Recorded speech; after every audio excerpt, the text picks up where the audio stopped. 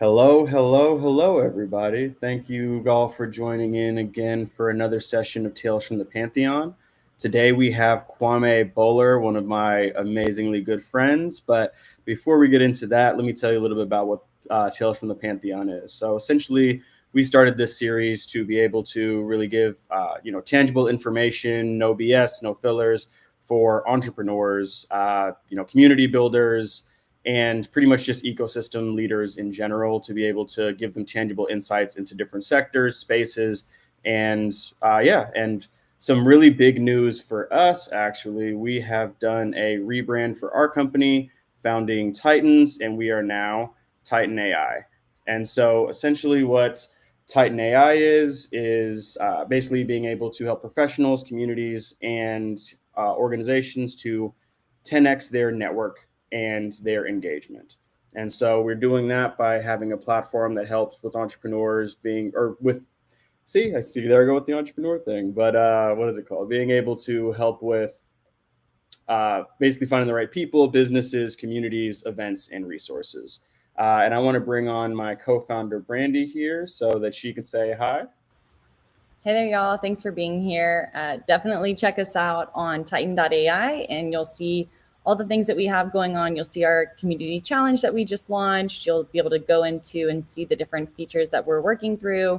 There's a lot going on. We've got an entire calendar of a variety of events for the rest of the year, very similar to highlighting Kwame for the Tales from the Pantheon, global demos, and things like that. So definitely follow along, and we are excited to have y'all. Yeah, and Brandy's going to be operating in the background, monitoring the chat and everything. So definitely feel free to engage with her. If you guys have any questions, if they're really awesome, we might just pop them up on screen and have Kwame answer some of those. But she's going to go off screen and handle all that stuff, and then we'll bring her back towards the tail end of everything. But that segues into the next portion of this. So I want to bring on an amazing entrepreneur, friend, mentor, and this really amazing individual. So let me bring on Kwame Boler. Hello, everyone. Happy to have you all in the chat, and thank you for the intro, Gabe. Can't wait to dive in. Yeah, and so I mean, we've known each other for probably almost 4 years now. If that, yeah, it's been a very good amount of time. But I know you very well. I'd love for everybody else that's listening in to get to know you as well. So give us a little bit about your background.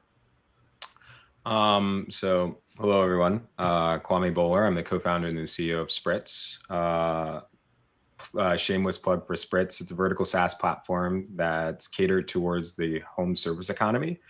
That sounds more convoluted than it actually is. Like, we're a back office business in a box for home service professionals. So think house cleaners, painters, lawn service professionals, et cetera. The problem that we solve is we make it super simple for them to manage their business so that they can focus effectively on doing the jobs instead of actually managing the business itself. I'm a serial entrepreneur. I've operated and built 7 different companies to date with a variety of different spaces and backgrounds. I have a penchant for marketplaces. And so I have, to date, I think I've operated or dabbled in 3 or 4 different marketplace businesses. Definitely as more socially conscious entrepreneur, what that means to me is that I cannot build businesses that I don't think will actually be beneficial both to society as much as it is to my wallet. So a socially conscious capitalist as well. And I've been a lead mentor and advisor with a variety of different companies. I've worked with over 100 different companies to date through different programs, from Techstars to Black Ambition, 500, but 500 more unofficially than officially, and a couple of other local college programs as well. No, that's fantastic. And I know you have a lot of amazing advice that you've given me over the years. And so we'll, dive more into that as well. But I really want to know a little bit more detail on, how you even got started with being an entrepreneur, right? So take us back to your earliest venture, right? What's really sparked that journey into entrepreneurship, and how has your why kind of evolved over time as well? It's actually kind of an interesting story, and it's pretty funny. It's one that I've answered quite a few times, but my entry into entrepreneurship was really surprising. I started with a simple problem. When I was in high school, my parents got me my first computer. It was one of the titanium model MacBooks, and I was probably like not more than 13, 14 years old. And geeky as it sounds, I was in debate camp in Vermont and horsing around with a couple of the other kids, and I broke my machine. And for any person that has a computer or has access to internet uninhibited and then loses access to internet, it was really destabilizing. And I tried to convince or coerce my parents into actually fixing it. And none of them were like willing to pay the thousands of dollars out of pocket for repair.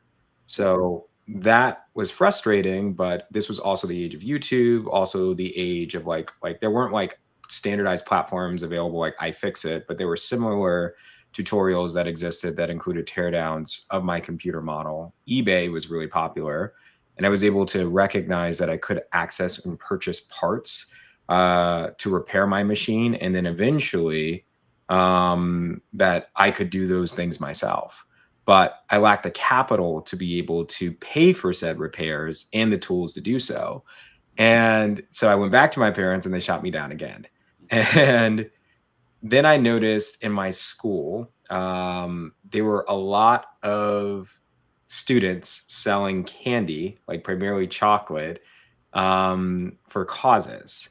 And I ended up like then realizing like I could buy those same boxes of candy from like a local warehouse, like a Costco, a BJ's, something like that, and end up making a ton of money quickly by selling them, selling like them by the bar, $1 a bar. And it ended up turning into its own enterprise very quickly. Like I only bought candy that I didn't actually eat or consume. I started figuring out different teachers, different preferences, and going on a certain route. My rate of return was usually going through 2 to 3 boxes, in some cases a week. So I was able to make enough money simply to make a repair on my computer in less than a month's time, continued doing that on top of money I had saved from my allowances. And it's just like, it's such an interesting like segue and what defined entrepreneurship for me at the earliest point, because it was just problem solving. I was in a position where I wanted to get access back to my machine, and I ended up using that as an opportunity to be able to get the money that I needed to then solve my problem. And then it turned into a business as a result of it. Like I ended up continuing to sell it. There were even boxes of candy that I would sell wholesale to other kids that couldn't purchase it and then wanted to kind of corner on some demand. And then I ended up picking up a trade to where I learned how to do computer repair and would buy used computers or do repairs for other kids on campus. Or I would even sometimes source other things on like eBay, all while I was like maybe at 15 at this point, 16, to just buy, repair, and then resell just to get other forms of income as well. No, that's honestly an amazing story. And like, I love the conversations like these because we don't really have these kind of casual, just like, hey, this is how I started out combos between you and I. I mean, I struggled with selling candy back in the day. I don't know if you remember when they used to have like, paying for band for us, right? Like, hey, you have to go door to door and, do everything. And like, it wasn't what my sisters had where, they could go all the way, and they just had to get back home before the lights turned on. My mom was like, you got to the end of the street light. And so if you can only sell that far, there's not a lot of transactions that can be made. So it's definitely a skill that a lot of people don't necessarily have inherently. I can say that I am great at outside sales now, but was not that great back then.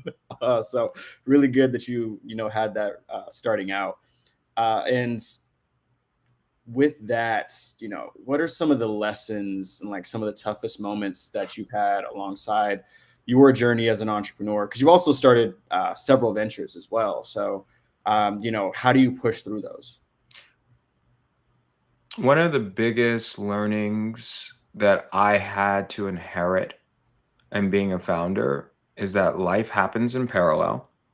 Most people don't realize that when you're building a company, you still have to be responsible for maintaining both social and familial interactions. I first built my very first ventures. I entered with this mentality of short-term sacrifice for long-term gains. I was running a marathon at a sprint's pace. And the thought process was that I would actually get to the destination faster by cranking more hours and being able to compound learnings quicker. In reality, what I ultimately discovered in hindsight was that certain aspects of building a company, time is a necessary ingredient and a function, as is rest, because you can tire yourself out and tire your team out if you don't really pace yourself appropriately.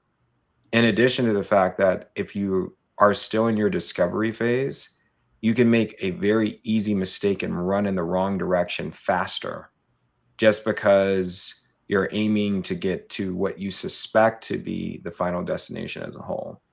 So those are just some quick lessons learned in terms of one of the biggest, probably most traumatic experience I've ever had as a founder was a shutdown of a company prematurely. Um, One of the businesses that we had built was prior to pivoting into the current direction that we're in, was a marketplace that connected homeowners with house cleaners within the vacation rental space. And it would think of it as like an Uber for Airbnb cleaning. And one of the most difficult challenges we ever faced was a investor who committed fraud and operated as a bad actor, to where he led the round, signed a stock purchase agreement to finance the round, but failed to be able to deliver funds and wire funds. And the blowback from that and cratered not only the round, but ultimately destroyed all the momentum and direction of the company. It taught me quite a bit in terms of, one, figuring out better ways in which you could best reassess or assess investors and do better diligence on investors prior to building rapport, getting in bed with investors, so to speak. I don't like the analogy, but bear with me. In addition to the fact that I also had to realize another challenge that came with it was like there's power that comes in the positions that you hold as an executive.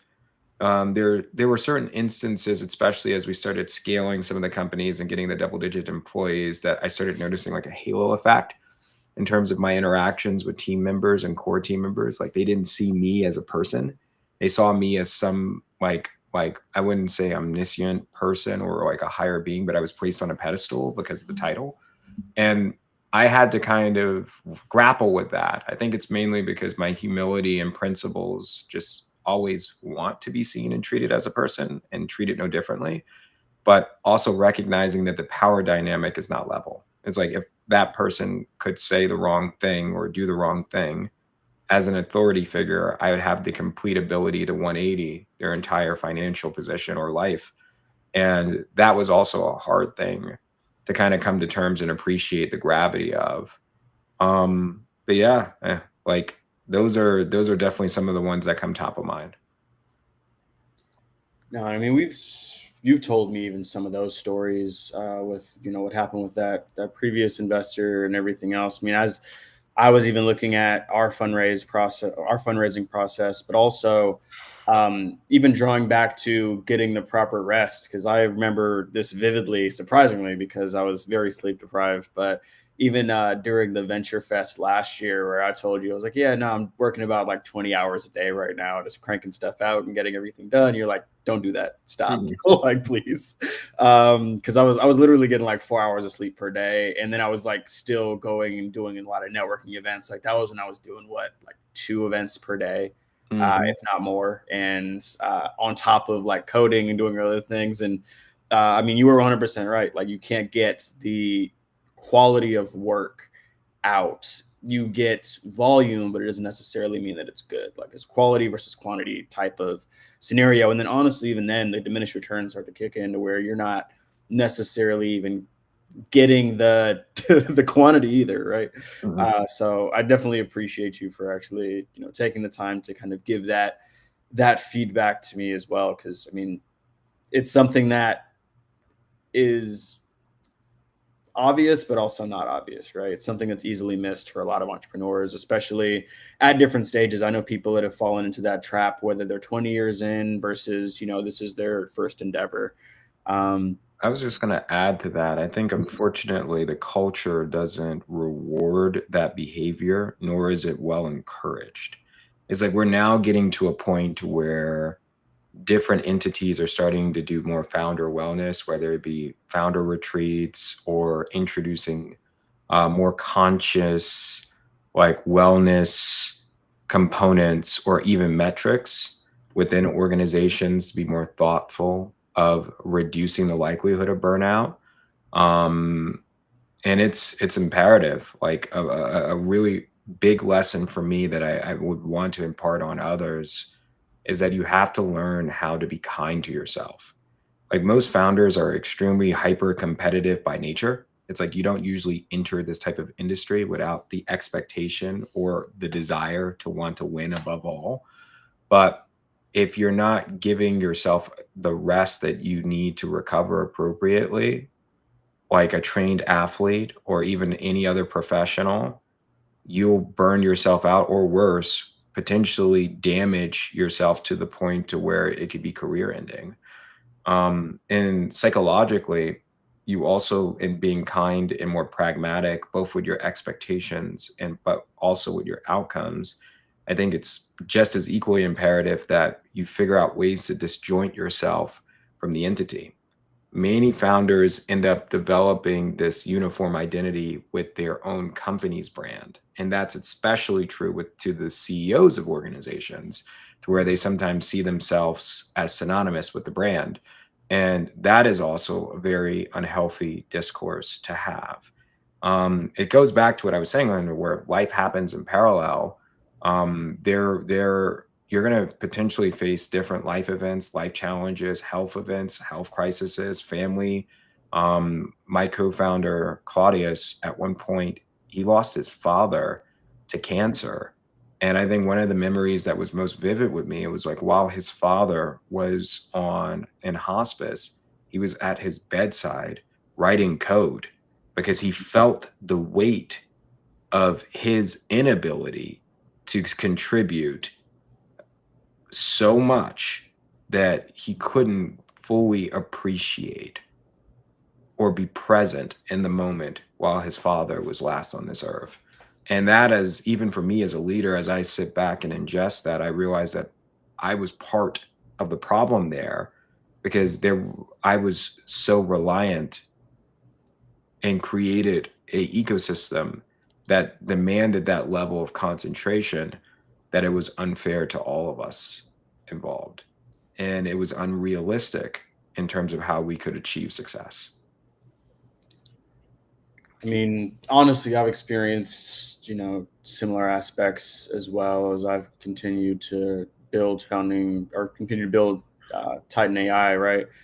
We've had a lot of, you know, things that have gone through, even with my own co-founder, or previous co-founder having issues, Ross, and, having to take a step back from the business and, a lot of transitions and things like that with just pivots, and all in the background, dealing with the things like, sick family members or, different people, coming in and out of our lives in different ways. And I'll leave it at that because it's a difficult process to balance life and entrepreneurship and also balancing a lot of those expectations because, I mean, there's not really a playbook on that portion of everything. I mean, there are frameworks and there are a lot of different things, but everybody's journey is drastically different when it comes to looking at, how we're navigating these systems and especially with a lot of the industry shifts that are happening as well, or even cultural shifts. So I 100% agree with, everything that you've said on that point. And that kind of brings me into my next question about impact driven entrepreneurship because you just like myself or somebody that I see as an intersection on technology, but also social equity. And so, how do you define impact-driven entrepreneurship, and how do you balance making an impact, but also making sure that you're not, putting a burden on yourself or your team? Well, how do I define impact-driven entrepreneurship? I'll start there. Um, I think it's important to where you first understand that what is an entrepreneur? Like an entrepreneur to me is an alchemist. It's a person who's responsible for leveraging whatever knowledge, resources, science, background that they uniquely have to make what most would consider impractical or impossible a reality. To put it simply, they have this innate ability to turn nickels into quarters or quarter nickels into dollars. And an impact driven entrepreneur is someone who does or appreciates and operates with that same attitude and drive, but the only uniqueness to it or differentiator is that in addition to having that responsibility to turn nickels into quarters or dollars, they also discover ways in which they could be a benefit to the public or general population, or in many ways, if not just the general population itself, potentially to the customer segment in which they're supporting and building for. That's how I've always saw it. That's how I've always defined it. Um, and I think it's imperative, at least for me personally. I could not operate in a business per se or use and utilize my brilliance or resources and capabilities to work on something that I felt would be morally corrupt or morally ambiguous. Ambiguous in the sense to where, like, corrupt being like, yeah, I know that the product that I'm building does bad things and is inherently not good for the people who consume it. And I think like when people think of that, it's like more extreme situations when you may think of like cigarettes or alcohol or something along those lines to where they could be like addictive. But even still, I think in some instances, some will rationalize that there can be joy manifested through those interactions with the product itself, in addition to the fact that some of the profits utilized can be used for social benefit. Like I personally, in recognizing and hearing that, don't disagree, but I would prefer to operate in a space that could be of benefit all around.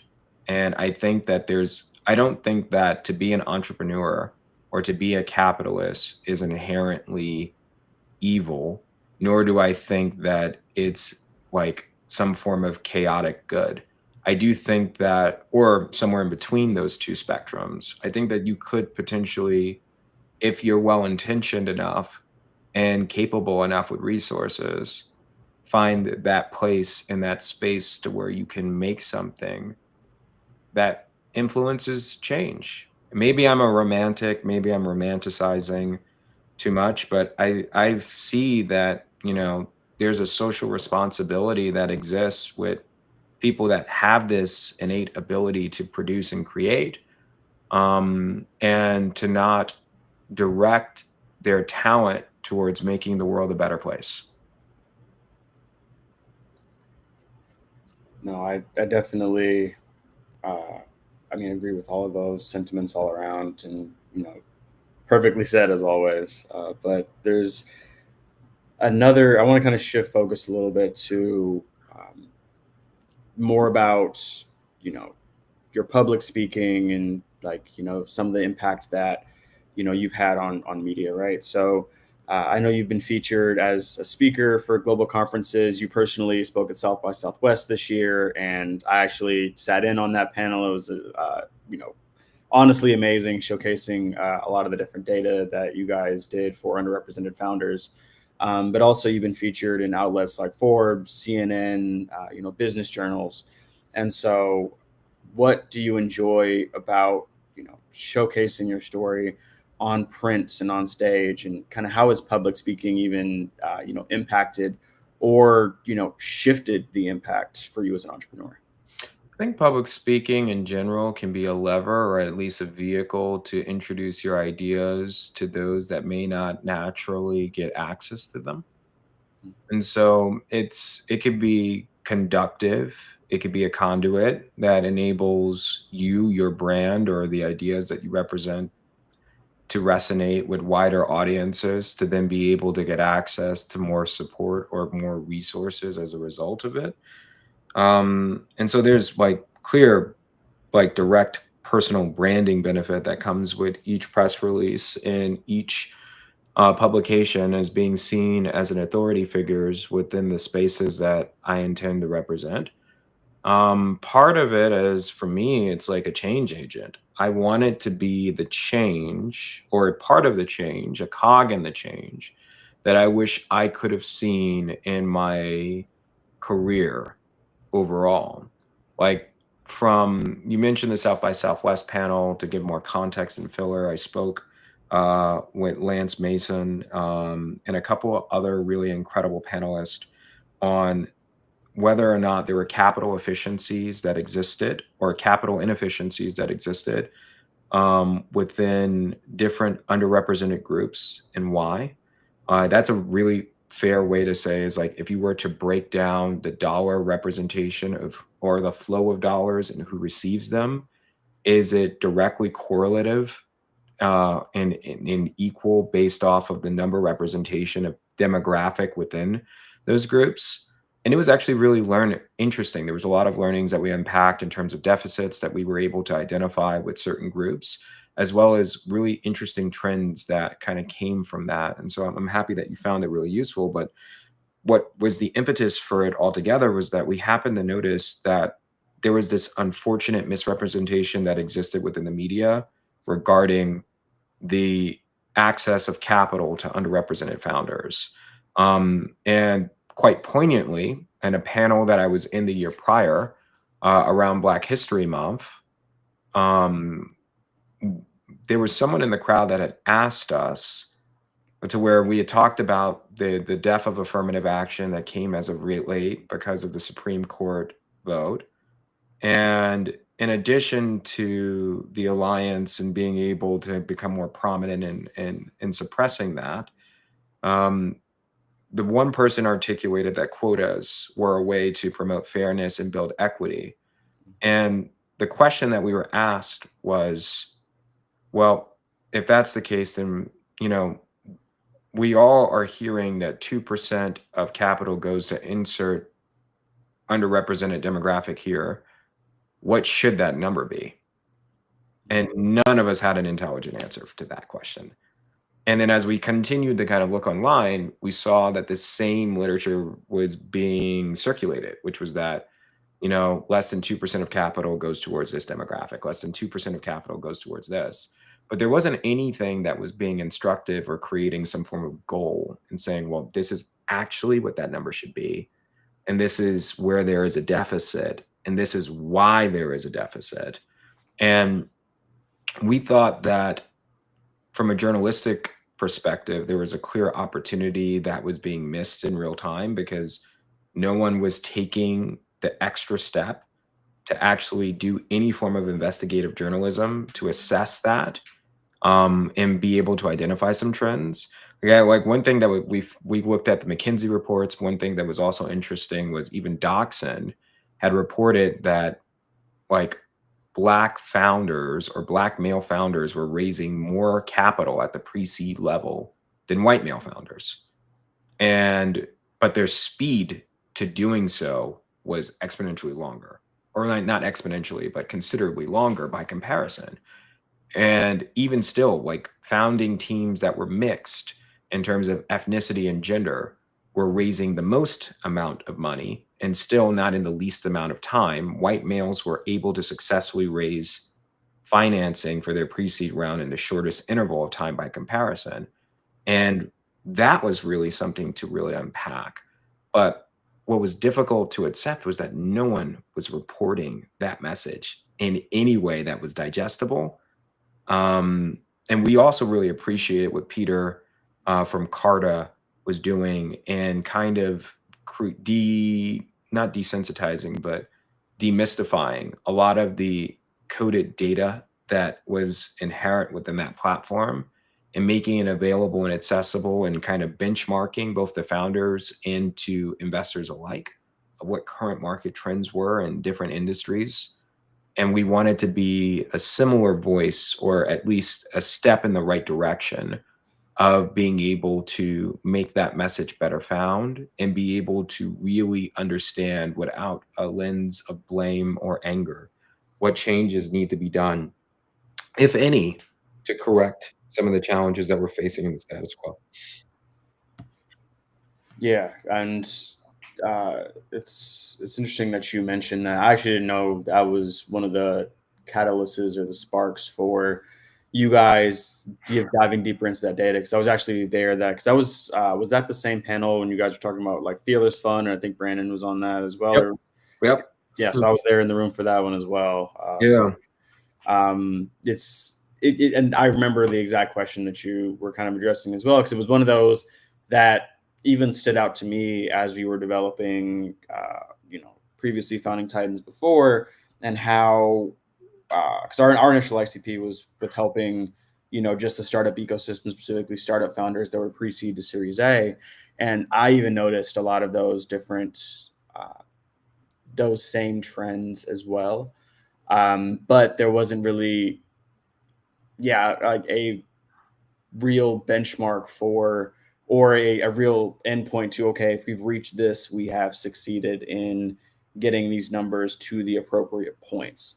And even with my own research, it was just kind of staggering how limited the information was, and also how skewed or honestly unrelated to the topic that the data was. It's, something that I'm very bullish on, obviously, for, I want to see more, selfishly, more people that are underrepresented get funded, because I operate with the mantra of turning, founders into funders, right? Turning more people that are from other backgrounds into people that can then fund the next waves of innovation or whatever it is. And, that's why I always appreciate the level of data that you guys were able to present, especially during the panel for South by, even some of the other discussions that we've had, because I've obviously had you as a panelist on for some of the FI events and stuff as well. And we've kind of dove into some of these other data points on top of it. So it's always, good to reflect on some of those things. But going into, financial inclusion, I know that, you're passionate about really leveraging technology for financial inclusion. And I really want to hone in on if there's a specific story of, a company, an entrepreneur, a community that, really made your heart skip a beat, or you to, take pause in a good way. And, it was just something that really crystallized your belief inside of, technology being used as a meaningful source of impact or change. I think it was a combination of a different series of life events. There's a couple that are more poignant that come out. Most people would never assume this, but I grew up in Newark, New Jersey, and I was actually entirely educated in Newark, New Jersey. Like, I went to a magnet school that started at 7th grade. My elementary school was a preschool that went to 6, and then in college I went to the New Jersey Institute of Technology. And I think why that's reflective and important is that I got to I had a lot of really interesting juxtapositions within my life growing up. My parents were both in education. They both did very well for themselves, in the sense to where, like, they ended up going, for the most part, administratively within their careers. And towards the tail end, my mom ended up going back in classroom prior to retiring. But I guess I say all that to say is, like, education was always considered like kind of a passport to the future. And with that, I mean that investing in education and being well educated was considered more of a pinnacle and a priority within our household. My degree at NJIT was in computer engineering. I had really been very enamored by jobs. I could have gone into a different degree of positions and professions just based off of how I did, but I chose computer engineering because I thought it would be the most rewarding and also the most challenging. Um, Relevant to kind of like some of those catalytic moments, I had seen like and been surrounded by people like well below the poverty line for almost my entire life, and being juxtaposed to those individuals in real time and seeing how much in common we had. Like, I wouldn't say that we were differentiated in any capacity because, like, truth be told, I think the challenges, and even still within the current political climate, it's a big problem altogether. Most people don't see people as people first. A lot of people have the concept of the other. And we have tendency to have more tribal instincts than not in categorizing what are good people versus bad people on the few differences and where we are not aligned. I think one of the bigger discoveries that came to me, especially as I continued to excel in my career and really built and blossomed friendships with those who are affluent, was that there was virtually very little differences between their behaviors and the behaviors of the friends that I grew up with that were poor. Those stark differences often at times came to circumstances that were well outside of their control. And that's a really hard thing to kind of grasp and come to terms with, because I think the first pillar was acknowledging both the privilege that I had and having access to parents that, in comparison to the income levels of most, were high earners, to parents that valued and appreciated education above all, to being able to enroll myself, or even just being born in this country as a starting point. It puts me at a huge advantage in comparison if you're really thinking from a global level, with access to opportunities being made available and coming to terms with, granted, I recognize that I worked very hard and I had a lot of grit and dedication that afforded the success and the lifestyle that I have today. But I cannot also ignore the fact that in many ways I was dealt a pretty good hand. And speaking to the situation in particular that was juxtaposing for me, when I first entered the cleaning industry and then started building technology in the space, both I and my co-founders were pretty ignorant and fairly arrogant. Um, we entered the industry under the impression that it was both able-bodied work, meaning that anyone could do it and that anyone with 2 hands and 2 feet were capable of thriving in it, and that due to the heightened unemployment rate, that it would be more of a field of dreams model. Like, if you build it, there would be an influx of people that wanted to do that type of work. But what the discovery was the psychological components of the industry itself. Like, I usually drive that home this way. If you were to go into a classroom and say, show of hands, who wants to be a house cleaner or a janitor when you grow up? You're probably not going to get too many hands that are raised. And the causality of that, meaning that those who are often in that industry are usually not in that industry by their first, second, or even their third choice. They've gotten into that industry primarily as a means to be able to put food on the table, and sometimes because their options were that limited. And the toll that it takes in being positioned in a place to where you, who are likely 6 times more likely to be in a position of poverty and considerably more likely to be less educated, facing a ton of different inequities, to where it be language barriers, technological illiteracy, in addition to financial barriers as well, or servicing or being of service to people who value their time as paramount because they're often extremely affluent.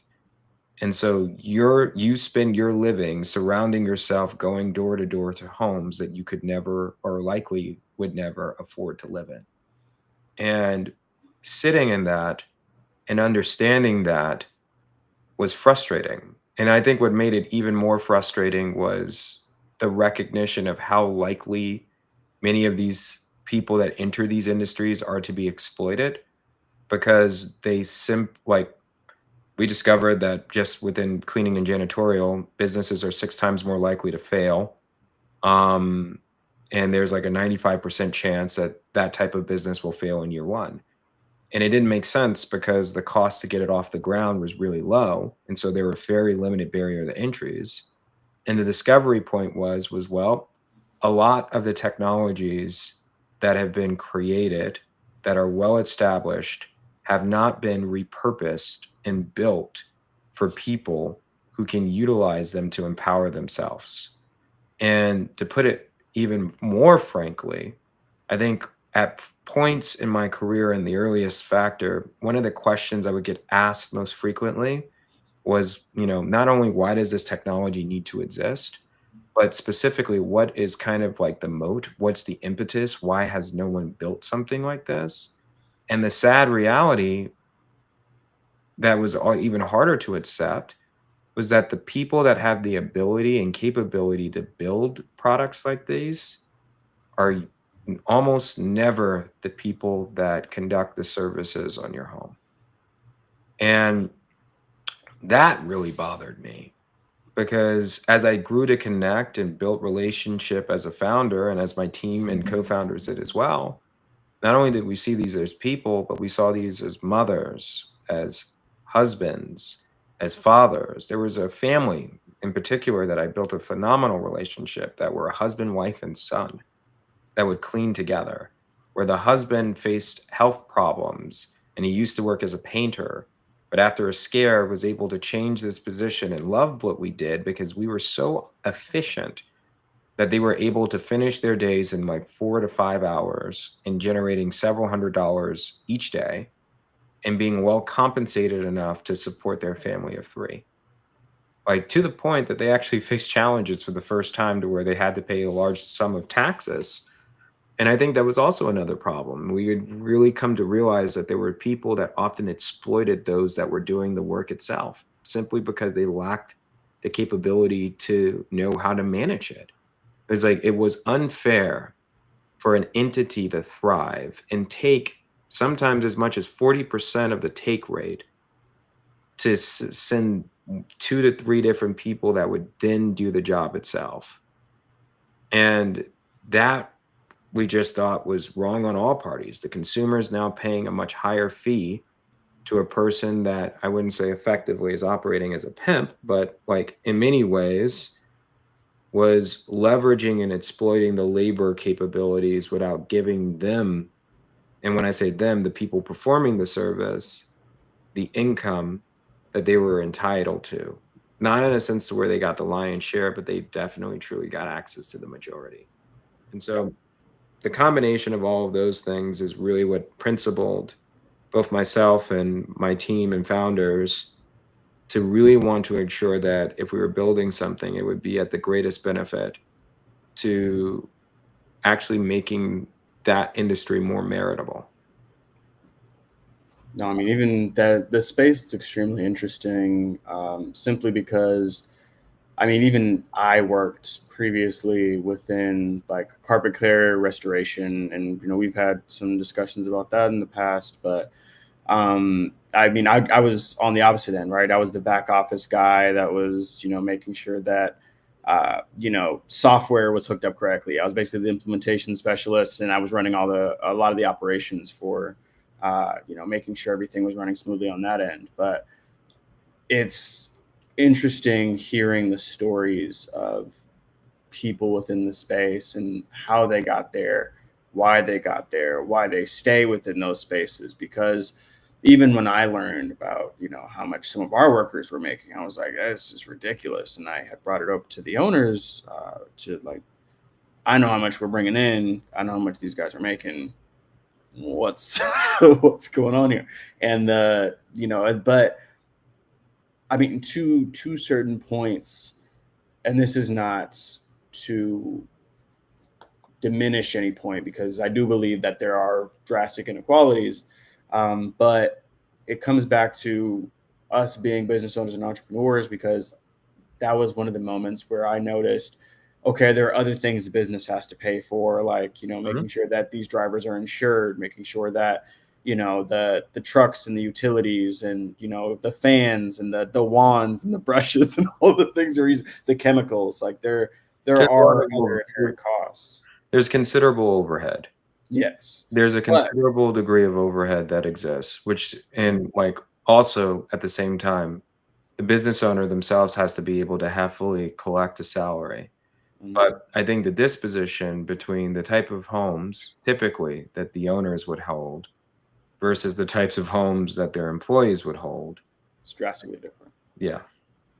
No, 100%. And I mean, that's even after looking at the numbers, I will humbly or I wholeheartedly agree, especially as businesses go into later stages of maturity where where a lot of those assumptions are coming from and can potentially provide more, where it isn't a quote unquote starting environment, or they're not necessarily, I would consider, startups for some of those businesses, but you're past those initial inflection points where pretty much, as long as you keep on these trajectories, kind of where everything will go and be able to maintain that and can provide more for your workers. Mhm. So 100% agree and echo a lot of those sentiments. And to kind of close everything out, not necessarily fully close, we've got a couple more questions, but for the next half of everything, really want to talk about, your mentorship and like some of the insights that you have around that, because you personally work with a lot of organizations like Techstars, Founder Institute, DivInc, as well as, I mean, you've also been on the other side for actually receiving investment and building thriving businesses. Um, Mhm. so what's something like, I mean, well, actually, first, what got you into wanting to mentor, entrepreneurs, and what sparked the passion for giving back? I've always been principled with pay it forward concepts. And then again, it goes back to even what I talked about with my position with influencing the media. I wanted to be the part of the change that I didn't see. I felt that part of the challenges that exist within a lot of the programs to where you get mentors is that the vast majority of the advice that founders receive may not be the best advice for them or their business. And it's not that it didn't come from a well-intentioned individual. Like, a lot of people are not self-aware when they give bad advice. I've given bad advice before, and I definitely can think back on moments to where I have. But I came to the conclusion that a lot of the reason why this happens so frequently is because there's an absence of empathy within the position that the person is in. Meaning, many people that have access to the resources to fund companies have often rarely built one. And that's true for many angel investors, venture capitalists, or like a lot of instances, you may even have the fortune of them having close proximity to where they may have been early employees on unicorns, and thus they have the ability to receive more signal or decipher more signal easier. But in the alarming reality, the vast majority of them have gotten MBAs from 5 different schools and decided to then kind of join and build a fund. And I'm not saying that in a position to be condescending or even be negative, because VC in its own front, it is not easy to raise a fund. It is a challenge. It is a very much a position of really kind of having a network. In many ways, being an entrepreneur is easier because there are ways to show traction within your business outside of getting dollars raised. When you're a manager of a fund, that's the only meritable traction that's shown, outside of also showcasing the companies that you've invested in their success, which again is a function of having the dollars to deploy. Um, and I think that absence of empathy as a whole makes it hard. Now, looping back to the conversation of why I continue to invest my time as a mentor, I also represented or recognized that from a representation standpoint, there weren't a lot of mentors that looked like me or came from the same backgrounds as my own. And my wife, who is a phenomenal partner and really not just an incredible support system, but quite frankly, a big pillar in my own personal life and in my career.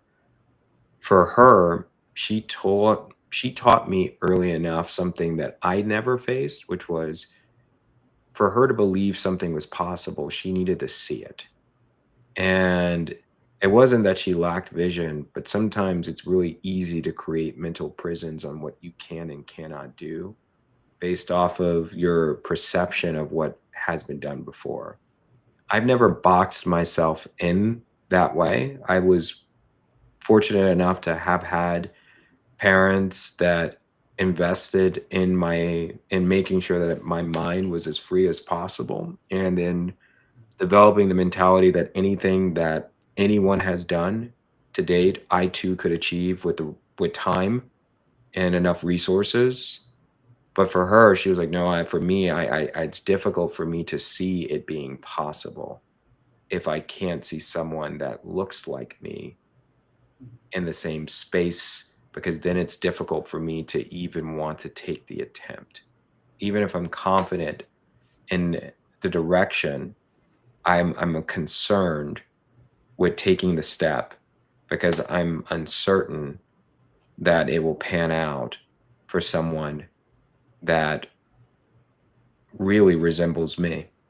And so that weighed heavily on me, and I thought that it was imperative that I pay it forward to help the next generation of entrepreneurs the same way that many other entrepreneurs helped invest in me and to get me to my success point as I am now. So that's ultimately the bigger reason why I feel most motivated to help a lot of founders in this space and business owners as a whole.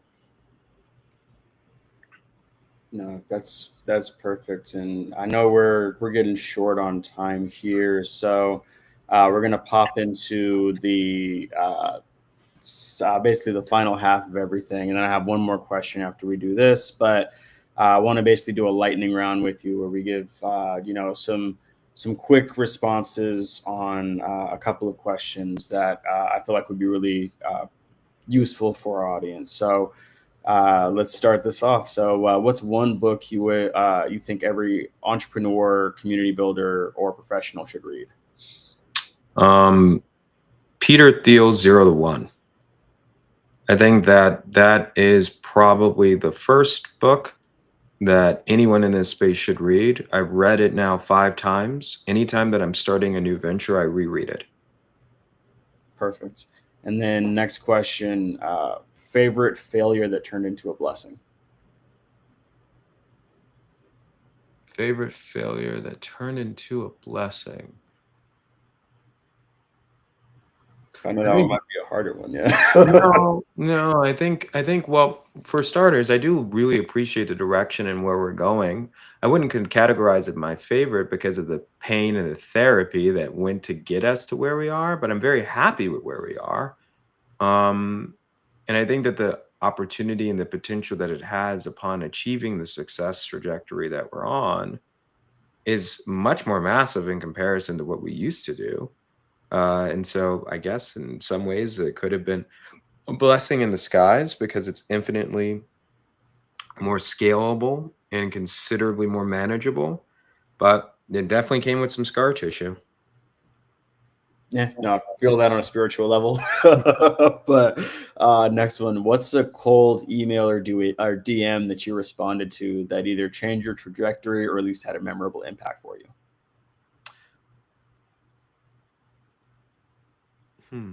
Cold email that I responded to that changed my trajectory. Yeah, or at least had a memorable impact. If it didn't necessarily change the directory, just something that I sent or received. Why not both or either one? I'm open. So we were in the market and sourcing for a co-founder after our first co-founder, technical co-founder from New left. And I had done some research and happened to find while we were in the market, like I remember one of our mentors had kind of taught me that there's a blessing and a second degree connection. And with that, what she was highlighting is that, you might find someone that's first degree that's inaccessible, unavailable, but it's often asking the question that if not you, then who? as a follow-up to get an even shorter list, or to follow up and then give them an advance of asking, well, I've already combed through your network. What are your thoughts on this person, this person, this person, this person, to address that parable? And that philosophy is what actually led me to founding Claudius, my co-founder and partner in crime on both New and Spritz. And if it wasn't for that interaction, to where three of the people, or two of the people that I had talked to in particular, both had nothing rave things to say about him, me finding him randomly and then hitting him up on like some obscure co-founders like marketplace that was like a sub pocket of LinkedIn targeted for founders, him answering, and then us turning a 45-minute conversation into mini drinks and wings at a happy hour. I don't think that would have manifested to where we are today. So that was probably the most impactful one that I've sent by far, that I've received. Actually was interesting. I did a lot of pitch competitions, one of which was Pitch Black. Stephen Plug from Portland, Stephen Green, really, really good dude. And he had done it in Seattle, ended up placing second. It was actually the first, prior to, they curated and selected us for interview. And my first ever publicized interview was with PBS. And that was really interesting. But fast forward, why I mentioned that one in particular is because after we won, there was someone in the crowd that was like, oh, there's this guy in Seattle that really loves marketplaces. And I think he's going to find what you guys are building really interesting. I think if you were comfortable, I'd like to forward the materials to him, because I think there's something here. And I was like, yeah, sure. Didn't think much would come from it. But the person that he connected me with was Rudy Gaudry. Rudy, eventually, after building a year of relationship rapport of going to coffee meetings and giving him aspects on our progress and growth, he was the first outside investor into our company. And we had faced another insurmountable challenge at that point, to where everyone else decided to walk, he decided to stay. And not only did he put his money in, but he put his money in after I won another $50,000 from a different pitch competition, and leveraged his money to be able to build and grow and scale the company to what it then enabled us to get in the Techstars. And so that chain and sequence of like serendipitous events all started from one person seeing me speak publicly, and then decided that he wanted to connect me to another person who happened to be one of the most resourced and connected angel investors in the entire Seattle ecosystem. And for the last rapid fire question, then we'll jump into one final reflection question. But what's one trait that instantly catches your attention when you're at a networking event, or when you're, just like outwardly engaging? Some people would use perseverance. The bigger areas I see signal from is, I would kind of correlate it somewhat to grit, but I don't think that's it. I have this innate ability to kind of get a sense, having seen it enough, how passionate someone is for the problem that they're solving, and how in their speed of growth. I can kind of almost project and notice, especially not just first conversation, but follow-up, and their speed of follow-up. How quickly that they're responding on emails is highly indicative.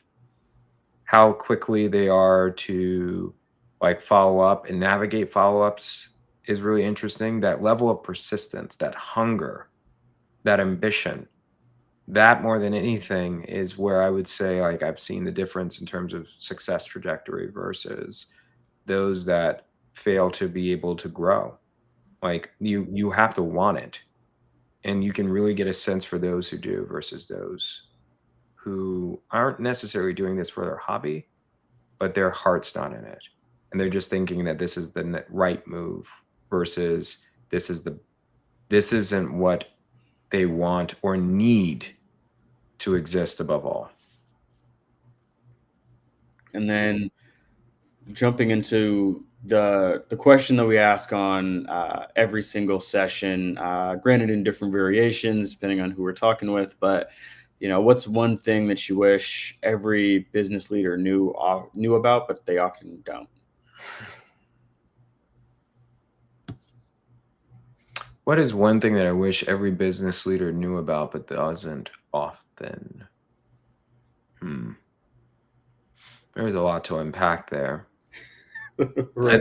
I think it's mainly because I'm thinking about what I think of myself and putting myself in those shoes, and I always put a parallel of if I was in the same position just starting off, what would I would have wished someone would have told me outside of the things I've already shared on this call in terms of like it's treat it like a marathon, not a sprint, and pace yourself appropriately, be kind and graceful to yourself, disconnect yourself from the identity of the brand, make sure that those two coexist, but as independent entities and not as codependent entities. Be kind to yourself, be kind to your team, realize that they're human beings as well. I think maybe the other component okay, this is actually one that I didn't mention that I think it's unique and I think it's powerful to accept as well. Comparison is the thief of joy. I think that there are instances to where sometimes founders will inappropriately compare their circumstances with the circumstances of others, and either it will breed resentment, anger, frustration, or disappointment in their current position. And those types of emotions have space, but they should not have space within your company.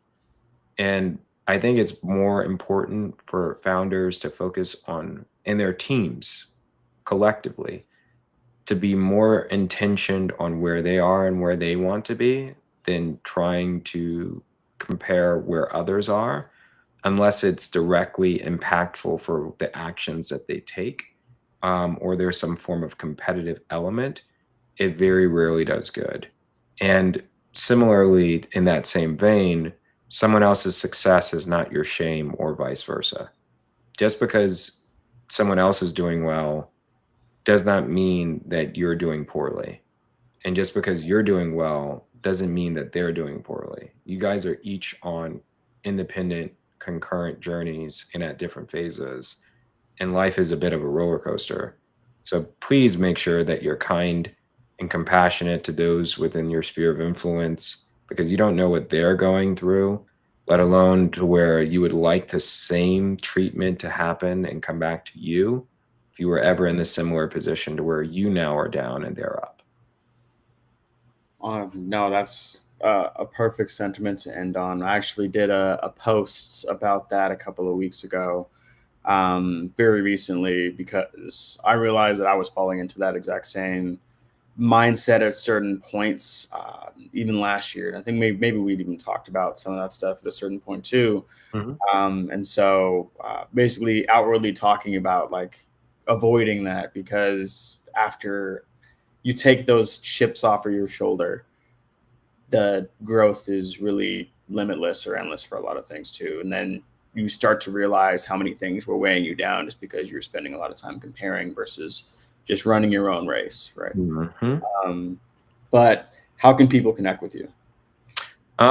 Easiest way to get a hold of me, my LinkedIn.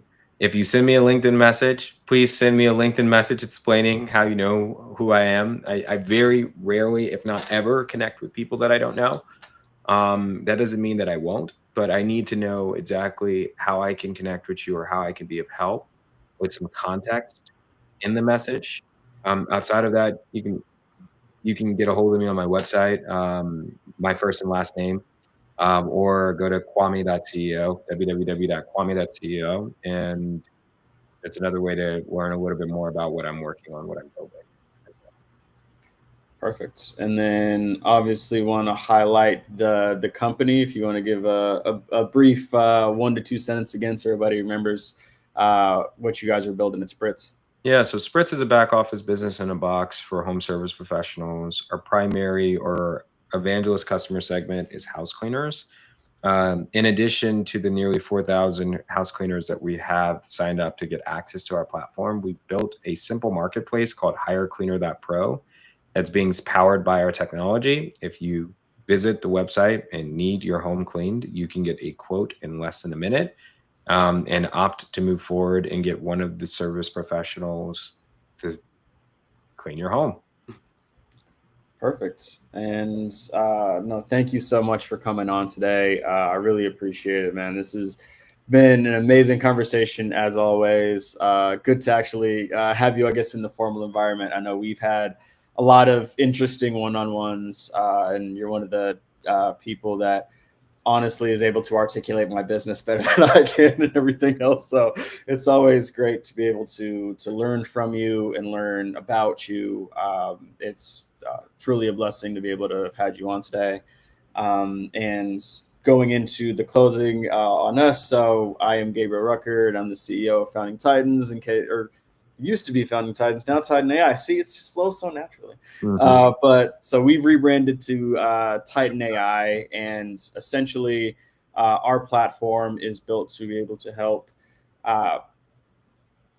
professionals, communities, and organizations to be able to 10x their network size and engagement.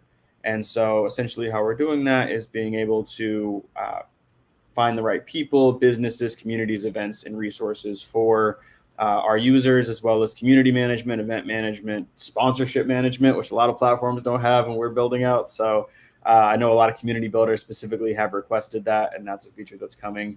But in the spirit of the rebrand and everything else, we are launching the 100 Challenge. Our goal over the next 30 days is to get 100 communities and organizations to sign up for the platform. And we're also offering a specific discount for $100 a month for those first 100 customers on our enterprise tier. You don't have to sign up for enterprise, but if you want to, we make sure that we are able to really incentivize people to come on during this time. And so, yeah, definitely go ahead to our new website, titan.ai. If you do go to foundingtitans.com, it's just going to redirect you to the new one. So we got all that stuff fixed up. So definitely connect with us there. We also have a lot of events that we have coming up. So if you're in Austin, Texas, on September 11th, we have an event with what is basically founders and investors to kick off fundraising season. So make sure that you are, jumping into, meet with me, the team, a lot of investors, a lot of amazing founders. Kwame is signed up for it already. So definitely want to make sure that people are able to go to that. We also have a global networking session on the same day as well. So if you guys want to get some networking done beforehand, or you don't live in Austin, you can find all of these events and more on our calendar that's shown on the screen here. And on Tuesday, we are having a call specifically about the global state of investment. So if you are an investor or an entrepreneur or just startup curious, then definitely jump on for that. Thank you all for tuning in or watching after the fact, because these recordings are available on LinkedIn, YouTube, and we're working on getting them spread across some additional platforms. But thank you so much, Kwame, and we're going to leave you off with the video announcing the 100 Challenge. So here we go. I'm Gabriel Rucker, and I'm the CEO and co-founder of Titan AI, a platform that helps professionals, communities, and organizations 10x their engagement and network size. For too long, communities and enterprises have been stuck with legacy systems that feel more like glorified messaging boards than truly engaging environments. These platforms care more about algorithms than outcomes, and they've made networking more transactional, less about relationships, more about noise. Even with AI making content creation easier, it's actually become harder to engage with the right people. That's why we built Titan AI, powered by Aria, your artificial relationship intelligence assistant. Aria doesn't just tell you who to engage with, but how and why. No more guessing about relevance, no more scrolling through endless directories with minimal context. By matching you with the right people, businesses, communities, events, and resources, Aria delivers actionable insights and warm introductions that spark real collaboration. At its core, the Titan AI system hosts 4 powerful engines: professional relationship management, community management, event management, and sponsorship management. Today, I'm excited to introduce the 100 Challenge. Over the next 30 days, we're bringing on our next 100 pilot communities and organizations. To make it more impactful, we're offering 50% off for our enterprise tier. That's $100 per month for the first year for our early adopters. If you're a part of a community that needs engagement or an organization that's struggling with collaboration, send them our way. We're here to help. Head to titan.ai to book your demo and join the challenge today.